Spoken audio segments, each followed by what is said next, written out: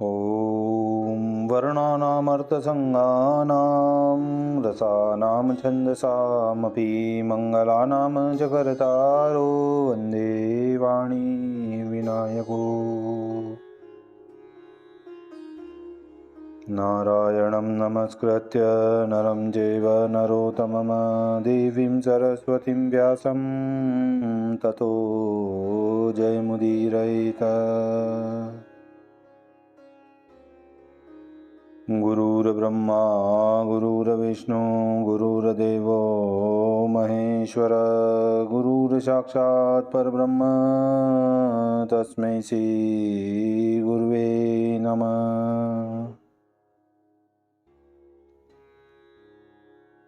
बोलिए सियावर रामचंद्र भगवान की जय।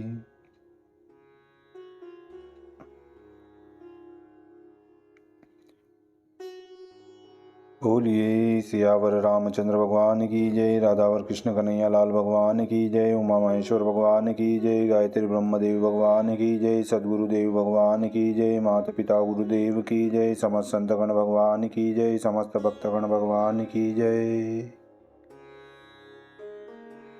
ओम नमः पार्वतीपतये हर हर महादेव। तो मित्रों और आप सभी श्रीमद् भागवत कथा के श्रेष्ठ रसिक जनों श्रोतागणों, अब तक हमने श्रीमद् भागवत कथा को क्रमबद्ध रूप से निरंतर श्रवण करते आ रहे हैं, पठन करते आ रहे हैं, कीर्तन करते आ रहे हैं, भजन करते आ रहे हैं। अब हम उसी क्रम में श्रीमद् भागवत कथा की 11वें स्कंद के 22वें अध्याय की ओर कथा को अग्रसर करते हैं। आप सभी श्रेष्ठ श्रोतागण रसिक जन भगवान श्री राधा वल्लभ कृष्ण कन्हैया लाल के श्री चरणों में दृढ़ भक्ति रखते हुए कथा का श्रवण करें, कीर्तन करें, मनन करें, भजन करें। बोलिए राधावर कृष्ण कन्हैया लाल भगवान की जय। तो कहते हैं 22वें अध्याय में प्रकृति पुरुष विचार, तत्वों की संख्या सखल अरु अविरोध प्रकार, अरु अविरोध प्रकार। श्री उद्धव जी बोले कि हे भगवान, हे विश्वेश्वर, हे प्रभु, हे श्री कृष्ण, कितने एक महात्मा तत्वों की संख्या में विवाद करते हैं। उन्होंने अपने शास्त्रों में तत्वों की संख्या पृथक पृथक कही है। आप सब मिलाकर तत्वों की संख्या 28 कहते हैं। यह आपके ही श्रीमुख से सुना है। कोई 26 कहता है, कोई 7 कहता है, कोई 9 कहता है और कोई 6 कहता है, कोई 4 बताता है, कोई 11 कहता है, कोई 17 कहता है, कोई 16 कहता है और कोई 13 कहता है। ऋषीश्वर, जिस प्रायोजन के अर्थ इतनी संख्या भिन्न भिन्न कहते हैं, हे चिरंजीवी, वह मुझे समझाकर कहो ना। श्री सुखदेव जी बोले कि हे परीक्षित, जब इस प्रकार उद्धव जी ने पूछा तब भगवान श्री कृष्णचंद्र बोले कि हे उद्धव, ब्राह्मण जो कहते हैं वह युक्त हैं। यह तत्व सर्वत्र हैं। मेरी माया को अंगीकार करके कहते हैं। जिस माया में किसी प्रकार का कहना शक्य नहीं है। तुम जैसे कहते हो वह ऐसे नहीं। जो मैं कहता हूँ वह सत्य है। इस प्रकार उन तत्वों के मूल कारणों में जो ब्राह्मणों का विवाद है, वह यथार्थ रूप से देखा जाए तो अपने अपने स्वभाव के अनुसार परिणाम होने वाले माया के सत्वादिक गुण ही विवाद के कारण हैं। जिन शक्तियों के शोभ से विवादकर्ताओं का भेद आशय हुआ है, जब शम प्राप्त होने से भेद दूर हो तो भेद जानकर पीछे विवाद शांत हो जाए। हे पुरुषों में श्रेष्ठ, हे उद्धव, तत्वों के परस्पर अनुप्रवेश से कार्य कारण रूप तत्वों की संख्या वक्ता की इच्छा अनुसार हो सकती है। अब अनुप्रवेश को कहते हैं, वह सुनो। एक ही तत्व में सब तत्व कारण में अथवा कार्य में प्रविष्ट दिखते हैं। जैसे मृतिका में घट और घट में मृतिका अन्योन्य प्रविष्ट हैं। इस तत्वों का कार्य कारण भाव और न्यून आदिक संख्यावादियों के मध्य कहने की इच्छा से जी हाँ जिस प्रकार प्रवृत्त होती हैं, वैसी ही सिद्धि कर सकती हैं। हम इन सबको संभव जानते हैं। जीव ईश्वर जो चैतन्य रूप हैं, उसके भेद अभेद मानने के कारण को कहता हूँ कि जो जीव अनादिकाल से अविद्या से संयुक्त हैं, इसीलिए उसे अपने स्वरूप का ज्ञान स्वयं नहीं हो सकता। उसी ज्ञानदाता सर्वत्र ईश्वर पृथक है ऐसा जानकर जीव ईश्वर में भेद मानने वालों के मत में 24 तत्व और 25वां जीव तथा 26वां ईश्वर दोनों तत्व हैं। स्वयं संख्या विशेष भेद कल्पना व्यर्थ हैं, क्योंकि जीव ईश्वर दोनों चैतन्य होने से उनमें कुछ भेद नहीं, और ऐसा मानने वाले 25 तत्व कहते हैं। ज्ञान प्रकृति का गुण है, इसी से प्रकृति में गिना है। यह एक पक्ष है। अहो, ज्ञान तो जीव का धर्म है, प्रकृति का गुण कैसे है? इसके उत्तर में कहते हैं कि तीनों गुणों की समान अवस्था प्रकृति है। गुण प्रकृति के ही हैं, आत्मा के नहीं। सत्व रज तम गुण उत्पत्ति पालन और प्रलय के कारण है। सत्वमय ज्ञान प्रकृति का गुण है, कर्म रजोगुण का गुण है, अज्ञान तमोगुण का गुण है, और स्वभाव महतत्व का स्वरूप है। काल ईश्वर का स्वरूप है, इसीलिए काल स्वभाव भिन्न तत्व नहीं है। मैंने जो 28 तत्व कहे हैं, उनमें पूर्वोक्त 25 और 3 गुण, यह सब मिलाकर 28 होते हैं। पुरुष प्रकृति महतत्व अहंकार आकाश वायु तेज जल पृथ्वी, ये मैंने 9 तत्व कहे हैं। कर्ण त्वचा नेत्र जिह्वा नासिका, ये 5 ज्ञानेंद्रियां हैं। वाणी हाथ पांव उपस्थ गुदा, यह 5 कर्मेंद्रियां हैं। हे उद्धव, ज्ञान और कर्म रूप मन, ये 11 हैं। शब्द स्पर्श रूप रस गंध, ये 5 ज्ञानेंद्रियों के विषय हैं। गति वचन मल त्याग ग्रहण आनंद, ये 5 कर्मेंद्रियों के फल हैं।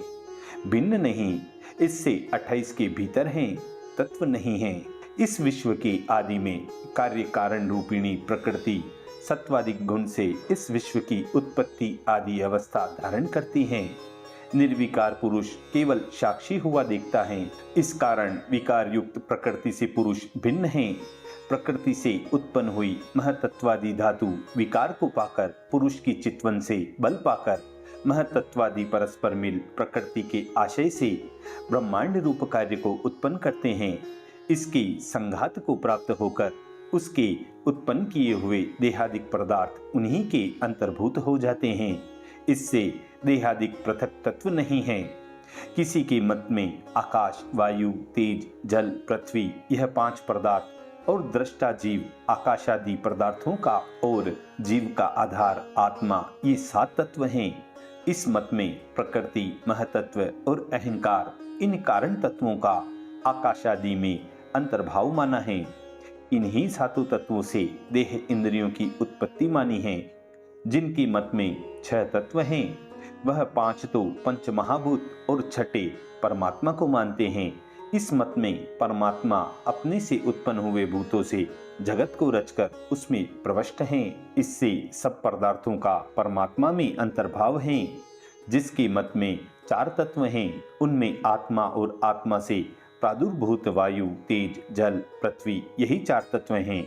इन्हीं से सब जगत उत्पन्न है। सब कार्य का इन्हीं में अंतर्भाव है।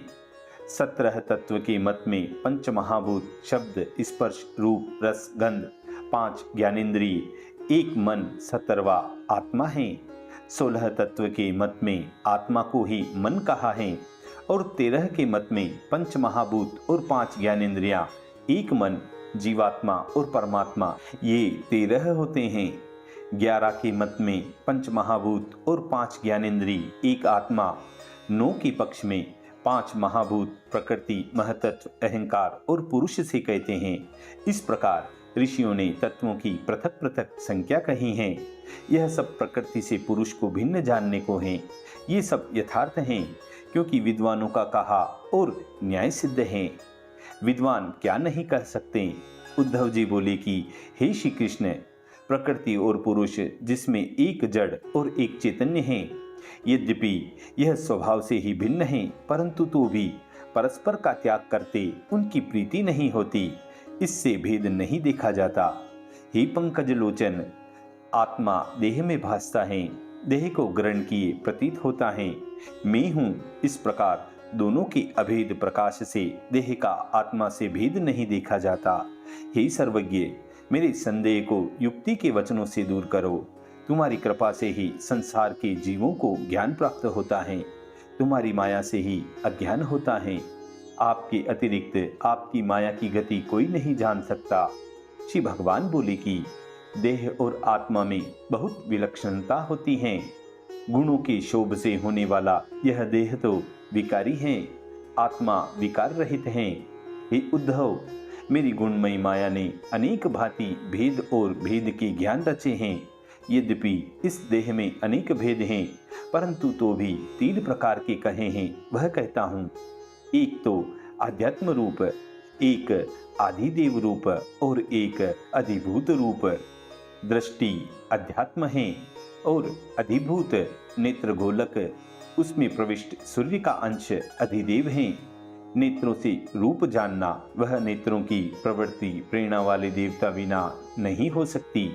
इससे अधिष्ठात्री देवता से नेत्रों की प्रवृत्ति, इससे रूप ज्ञान होता है। इस प्रकार तीनों परस्पर सिद्ध होते हैं।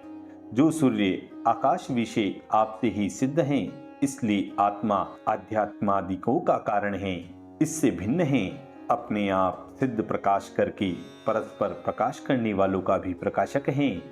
जैसे नेत्र में 3 प्रकार के हैं, ऐसे ही त्वचा अध्यात्म, स्पर्श अधिभूत, वायु अधिदेव, श्रवण अध्यात्म, शब्द अधिभूत, दिशा अधिदेव, जिह्वा अध्यात्म, रस अधिभूत, वरुण अधिदेव, नासिका अध्यात्म, गंध अधिभूत, अश्विनी कुमार अधिदेव, चित्त अध्यात्म, जिसके चित्त से जानिए ऐसा अधिभूत, वासुदेव अधिदेव, मन अध्यात्म, जिनको मन कीजिए वह अधिभूत, चंद्रमा अधिदेव, बुद्धि अध्यात्म, जो जानिए ऐसे ही अधिभूत, ब्रह्मा अधिदेव, अहंकार अध्यात्म, अहंकार से जो कीजिए सो अधिभूत, रुद्र अधिदेव। अहंकार 3 प्रकार का है, सात्विक, राजस और तामस। गुण के शोभकर्ता काल और प्रकृति के मूल महतत्व से उत्पन्न हुए विकार हैं। यही अधिदेव, अध्यात्म और अधिभूत रूपी मोह से देहादिक विकल्प का कारण है। जब देहादि अहंकार मिट जाए तब आत्मा की प्रतीति हो सकती है।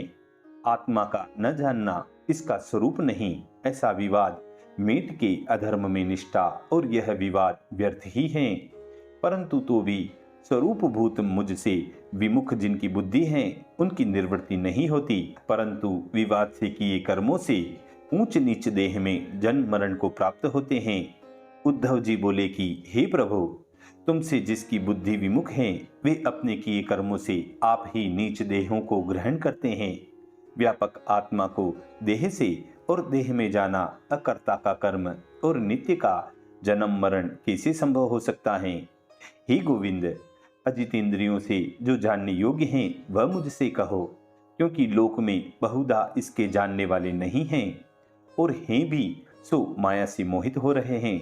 श्री भगवान बोले, हे उद्धव, देखिए यहाँ एक शंका भी आती है कि श्री कृष्णचंद्र ने उद्धव से कहा कि पृथ्वी में विद्वान नहीं हैं, और जो व्याकरण आदि शास्त्र को पढ़ते हैं ऐसे विद्वान तो पृथ्वी पर बहुत हैं, परंतु उद्धव जिसको विद्वान कहें वे विद्वान कौन हैं। तो इस शंका के उत्तर में कहते हैं कि शास्त्र पढ़ने वाले को विद्वान योगीश्वर लोग नहीं कहते। विद्वान उनका नाम है जो पुरुष मोक्ष की विद्या को जानता हो। मोक्ष विद्या कैसी है कि जिसे मोक्ष विद्या की प्राप्ति के लिए बड़े बड़े चतुर्योगी अनेक उपाय करके हार जाते हैं, परंतु मोक्ष विद्या प्राप्त नहीं होती, और जो किसी योगी पुरुष को हो भी गई तो बड़ी कठिनता से ऐसी विद्या जानने वाले विद्वान पृथ्वी पर नहीं हैं। इसलिए उद्धव जी ने कहा, शास्त्र पढ़ने वाले विद्वानों के लिए कुछ नहीं कहा। इस प्रकार इस शंका का निवारण होता है। अब पुनः हम कथा की ओर चलते हैं, जहां श्री भगवान कहते हैं कि हे उद्धव, कर्ममय मनुष्यों का मन 5 इंद्रियों की सहित इस लोक से और लोकों में जाता है, और मन से भिन्न आत्मा अहंता ममता से मन के पीछे जाता है। लिंग देह से यह सब बन सकता है। कर्मों के अधीन मन इस लोक और परलोक के विषय ध्यान करता हुआ उन विषयों में प्रकट होता है और पहले विषयों में लीन हो जाता है। इसके उपरांत उसको पहले पिछले का स्मरण जाता रहता है। कर्मों के द्वारा दूसरे देहों में अत्यंत अभिनिवेश होने पर वह देवतादिक हो तो हर्ष से, अधम हो तो शोक के भय से जीव को प्रथम देह का विस्मरण होना और उस देह का अहंकार नष्ट होना, यही आत्मा का मरण है। कुछ देह के समान उसका मरण नहीं होता। हे दानी, मन का दूसरे देह के साथ संबंध होने पर उसमें अत्यंत अहंकार प्रादुर्भूत होता है। मन के अभ्यास से आत्मा में देह का ममत्व होता है। यही आत्मा का जन्म है। जैसे एक स्वप्न देखने के उपरांत दूसरा स्वप्न होता है तथा एक मनोरथ के उपरांत दूसरा हो जाता है, तो पहला मनोरथ और स्वप्न विस्मृत हो जाता है। इसी प्रकार आत्मा मन के अभ्यास से अपने आप को नवीन उत्पन्न मानता है। इस भांति की दशा होने से मन के अभ्यास के कारण एक देह का अभिमान नष्ट होने पर दूसरे देह का तीव्र अभिमान होने से यह अपने पूर्व जन्म को नहीं जानता। इंद्रियों का आशय जो मन और देह के अभिनिवेश से उत्पत्ति द्वारा आत्मा के उत्तम, मध्यम, नीचता, मिथ्या होने पर भी प्रकाशित होते हैं, उन्हीं के द्वारा आत्मा बाह्य विषयों को और अंतर में सुखादिकों को देखता है। जैसे जीव स्वप्न में झूठे बहुत देहों का कर्ता देखता, बहुत रूप भासता है, अथवा जैसे दुष्ट पुत्र का पिता पुत्र के प्रेम से पुत्र के शत्रु के मित्रों को अपना शत्रु मित्र बना लेता है, इसी प्रकार आत्मा मन के अभिनिवेश से देह को अपना जानता है, जिसकी तीव्र गति जानने में नहीं आती। ऐसे काल के लिए यह शरीर क्षण क्षण में उत्पन्न होते और मरते हैं, परंतु काल की सूक्ष्मता के कारण अज्ञानी लोग इस जन्म मरण को नहीं जानते। नित्य जन्म मरण होता है। यद्यपि इसका प्रमाण कहीं देखने में नहीं आता है, परंतु तो भी अनुमान से जन्म बताते हैं।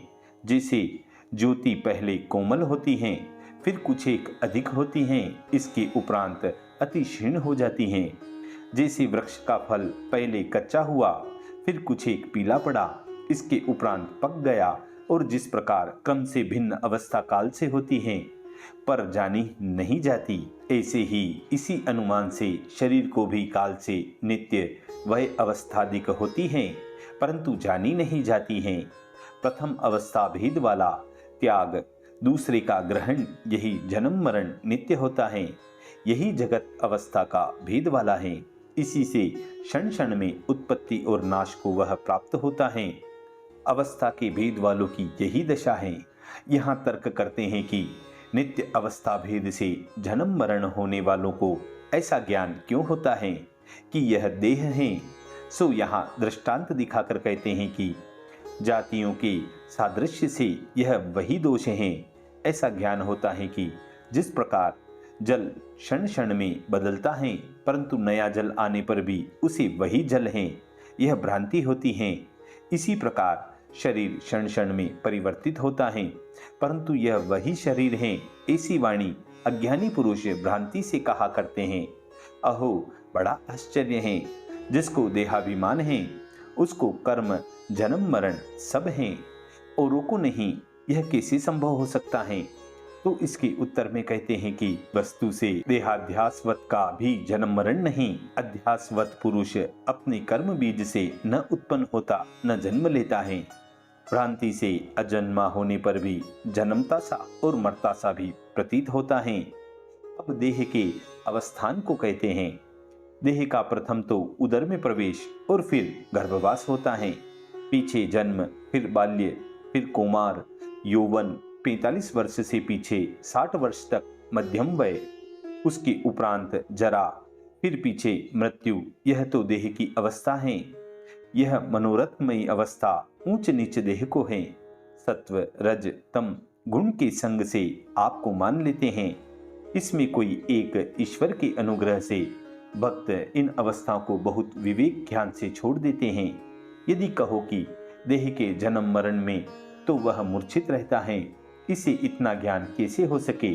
तो सुनो, पिता मरता है, उसकी क्रिया करते हैं, तब देह का नाश देखते हैं, पुत्र जन्म होता है तब जातक कर्म करते हैं, वहां देह का जन्म देखते हैं, उस अनुमान से अपने देह का जन्म मरण जानते हैं।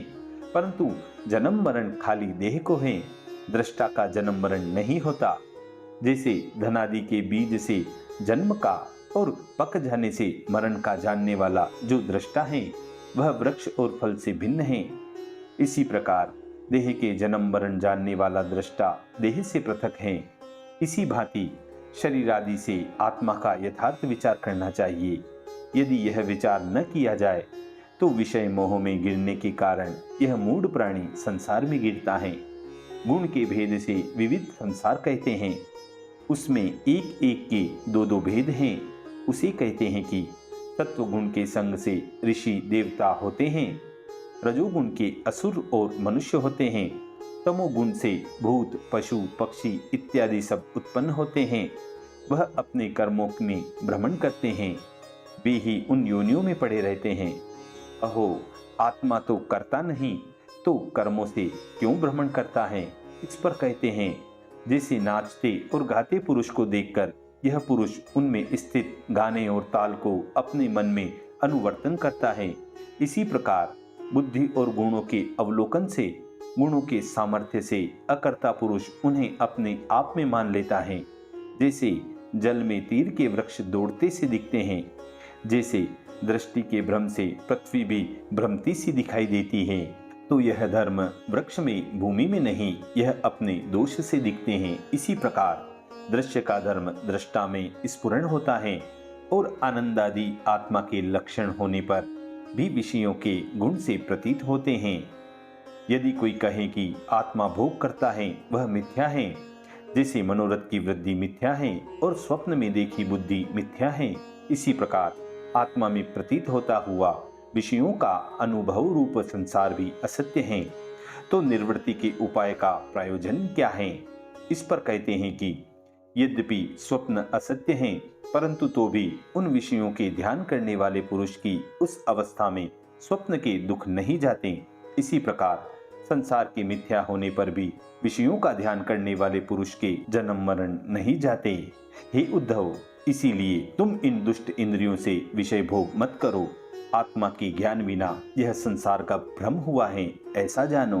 कोई निंदा करे, कोई अपमान करे, कोई उपहास करे, कोई वंचना करें, कोई ताड़ना करें, कोई रोक रखें, कोई व्रति छीन लेवें, कोई मूत्र डालें, कोई जूठन डालें, ब्रह्मनिष्ठा बिगाड़ें, परंतु अपना कल्याण चाहने वाला पुरुष इतने कष्ट सहें और आत्मा से आत्मा का उद्धार करें, क्रोधित होकर अपने धर्म को न खोवें।